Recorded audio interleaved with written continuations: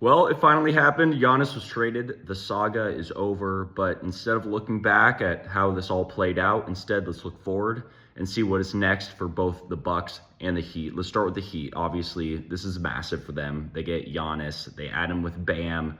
Those two should be an absolutely formidable front line defensively and offensively. The Heat now, shoot themselves right up into the top echelon of the East. They were a play-in team for so long, sitting in that purgatory. Now, well, they look pretty good with Giannis in their front line.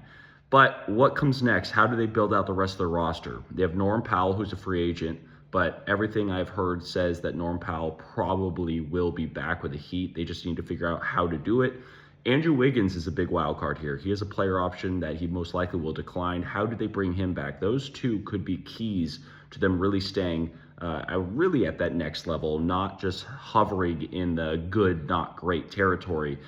They have to fill out the rest of the roster too. They're now have to worry about the aprons, and it's something that they have to worry. How do they fill out? Do they get more veteran minimums? Can they get people to come? Usually that has never been a problem with Miami. Hopefully it's the same for them going forward. And finally, the big question, Giannis's extension.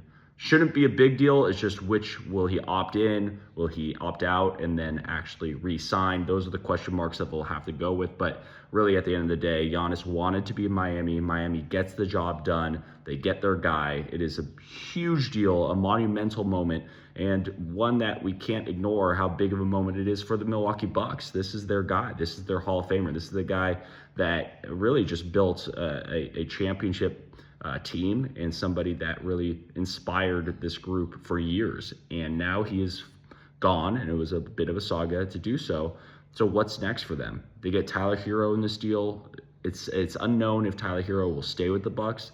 I know they like him. He has ties, Milwaukee, of course, but at the end of the day, there are teams like Detroit that have, been rumored to be interested in him.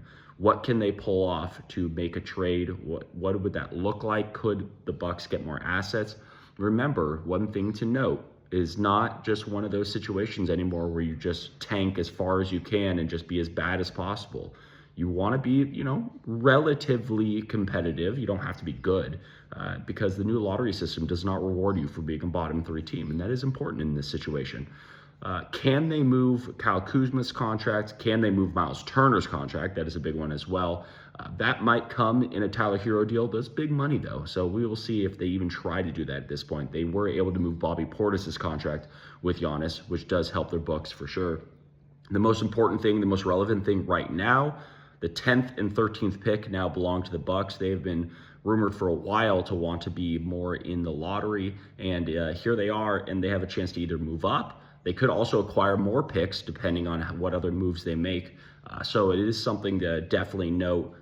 But, any minute now we're going to find out as the draft is coming up. But it's just a massive move, a lot more to come. But that's just an instant reaction of what's to come next.